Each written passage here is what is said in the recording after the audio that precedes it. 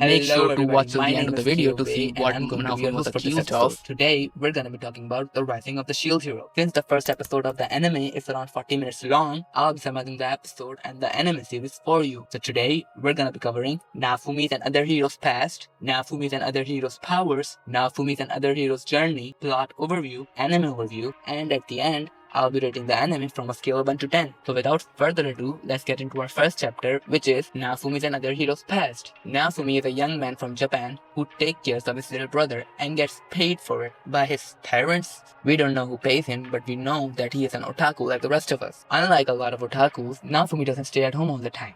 He regularly goes to the library to read manga. One day, he stumbles upon a book named The Four Cardinal Weapons, which are sword, bow, spear, and shield. Naofumi argues that the shield isn't a weapon but a piece of armor. What do you think about it? Make sure to let us know in the comment section below. As Naofumi reads through the book, he gets summoned into another world with a shield on his right arm that has a green core in the center of it. There are also 3 other men next to him with their own cardinal weapon. Naofumi and the others make their way to the king's chamber and are told that they are summoned here to fight off the world-ending waves. After they have cleared all the waves, they will be sent back to their own world. To fight the waves, the king will bring all the best fighters and adventurers to be recruited to each of the separate heroes' party. Naofumi argues that the 4 of them should team up, but the king tells them that the 4 cardinal heroes can't be in a team together. And a cautious screen shows up in front of Naofumi, telling him that it would be a rule violation. The king sends them to their room as it's about to get dark. While our 4 heroes are eating, they decide to exchange information between them. They quickly realize that although they are all from Japan, each of them is from a different version of Japan. They all have different presidents and different technology. They also come to realize that all of them are familiar with this world's environment and the mechanic of this world. How, you ask? Well, it's because Ran Amaki, the sword hero, has played a famous VR MMO game which is similar to this world. Murayasu Kitamura, the spear hero, has played a very popular online game called Emerald Online, which is also similar to this world. Itsuki Kawasumi, the bow hero, has played a very popular console game called Dimension Web. Naofumi Tawani, the shield hero, only read some of the book that summoned him, and that's the moment they realize that they are not from the same version of Japan. In the morning, the king has gathered a lot of strong adventurers and fighters to be added to each of the separate heroes' parties. It turns out the adventurers pick which hero they want to be in a team with, and Naofumi has no members, so he asks the others to give him some of their members, since they all have a lot more than they need. Suddenly, someone from Murayasu's team, which is filled with all females, that Murayasu loves by the way, tells he's a big simp, even for lolis. She asks Murayasu to be in Naofumi's team. Murayasu reluctantly gives her permission to change her team. Naofumi now has Mine as his only teammate. Since Naofumi only has one team member, for this month, he gets 800 silver while the others get 600. After getting paid, Naofumi and Mine go out to the field to hunt down orange balloon slimes. After defeating them, he puts their scraps into his shield, which unlocks a new shield series for him that gives him more powers. Now, while we're talking about powers, let's move to our second chapter, which is Naofumi's and other heroes' powers. Naofumi and the other 3 have basic elemental powers. For example, Naofumi has Meteor Shield, Ran has Meteor Slash, Itsuki has Meteor Shot, and Murayasu has Meteor Thrust. They can also put plants and pieces of monsters in their weapon score, which unlocks that monster's weapon series. For example, when Naofumi puts a bat in his shield, he unlocks Noise Amplifier Shield, which is very effective against monsters who are weak to noise. This means the stronger the monster, the stronger powers they will get. There is also a series called the Curse series, which contains 7 abilities. Now, what else has 7 and can be considered a curse? That's right, the 7 deadly sins.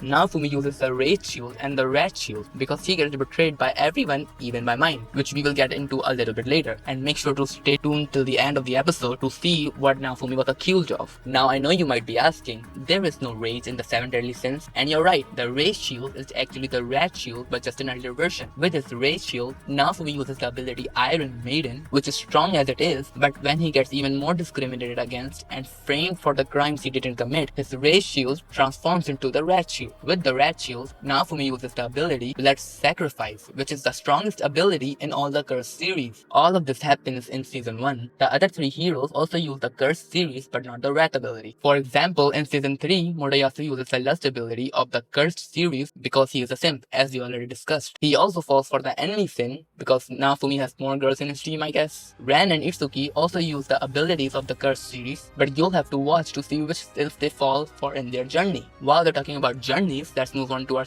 next chapter, which is Naofumi and Other Hero's Journey. In Season 1, Naofumi gets betrayed and discriminated against by the king and the mine just because he's a shield hero. After mine's allegations in the first episode, Naofumi gets banned from receiving monthly compensation like the other heroes. Naofumi works as hard as he can to make money by selling monster scraps, which are only orange monsters because he can only defeat them by using his shield as a weapon. He also starts to sell potions, herbs, and medicine with the help of his plant shield. But one day, Naofumi gets approached by a slave trader. At first, Naofumi gets angry at the thought of owning a slave, but the slave trader tells him that the slave won't be able to betray Naofumi's order because of the slave crest that punishes the slave whenever they go against their own masters. Naofumi goes with him and picks his slave, a demi-human named Raftalia. He sets her as a companion, which means any experience she gains, Naofumi will also get 80% of the experience. Naofumi also purchases an egg from which he gets a Philolial that can change forms at will. Naofumi decides to keep her to make his traveling easier, as Philolials are known for loving to pull carts. He names her Philo. And yes, if you have guessed it, you are right. Motoyasu is attracted to Philo's human form. Mine manipulates Motoyasu into fighting Naofumi to set Raftalia and Philo free. But they both stay with Naofumi because they want to. In the whole of Season 1, Naofumi goes from town to clean up the other heroes' messes. Naofumi gains more abilities in doing so. In the second half of the first season, the three heroes' church, which worships the sword,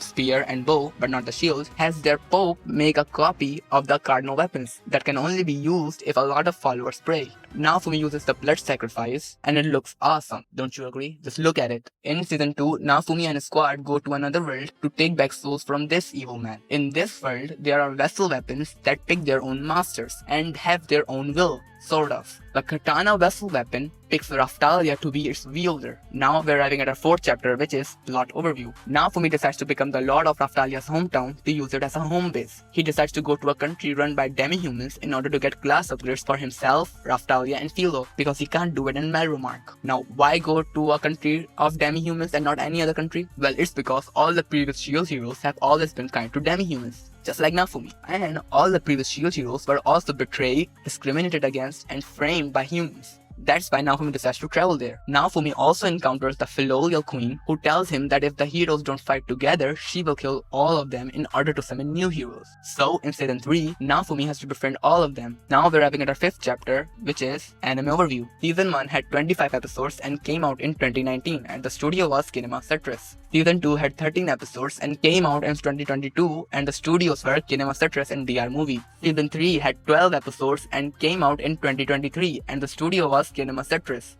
Now we're having at our last chapter, which is rating. Season 1 gets a solid 9 out of 10 from me. It is one of the best season of 2019, if not the best. Season 2 gets a 6.9 out of 10, pretty terrible compared to the first one, but still enjoyable. Season 3 gets a 4 out of 10, one of the worst seasons in the franchise. Overall, I rate Rising of the Shield Hero a 6.5 out of 10. My advice would be to watch the first two seasons and skip the third. But if you're a true fan, then I guess you'll end up watching it anyway. There is a rumor among fans that the fourth season might air in either late 2024 or early 2025. Do you think it's true? Let us know in the comment section below. And yes, that's my summarization and rating of the Rising of the Shield Hero. Do you agree with me? Let me know in the comment section. Follow me on Instagram to know more about me and follow the Anime of the Pack official Instagram account. Like the video, subscribe to the channel, hit the little bell to be notified whenever we upload our next video, and as always, keep the flame burning. And remember, every story has its fire. Until next time.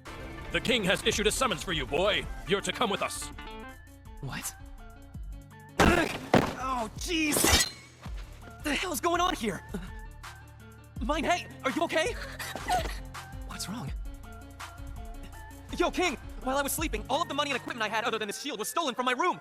Please, sir, find the thief and— Silence, you filth! What's this about? Mine, I'm sorry to ask, my dear, but would you mind repeating your testimony for us again? It happened last night. The shield hero forced his way into my room. He was stinking drunk. He grabbed me and pinned me down. Huh? He said something like, "The night is still young." And then the next thing I knew, he was tearing all my clothes off. What? Somehow, I managed to escape. I ran down the hall for help. I found Sir Moriyasu, who happened to be staying at the same inn. What the hell? If she hadn't asked me to wait until dawn and call it night, I would have gladly cut you down myself. What are you talking about? I went straight to bed after dinner last night and I don't drink! Wait, that's my chainmail that you're wearing! You thieving bastard, give it back! Ugh, who are you calling a thief? Mine gave this armor to me as a special gift when I met her at the pub yesterday. To think the Cardinal Shield Hero would commit the greatest sin in this country. Sin? In Mel remarked, even attempted sexual assault on a woman is punishable by death. If you weren't a hero, you'd be executed at once! Executed? I promise you, I'm the one being wronged here, not her. I didn't do it. And if you're so convinced I did, then show me some proof. When we performed a search...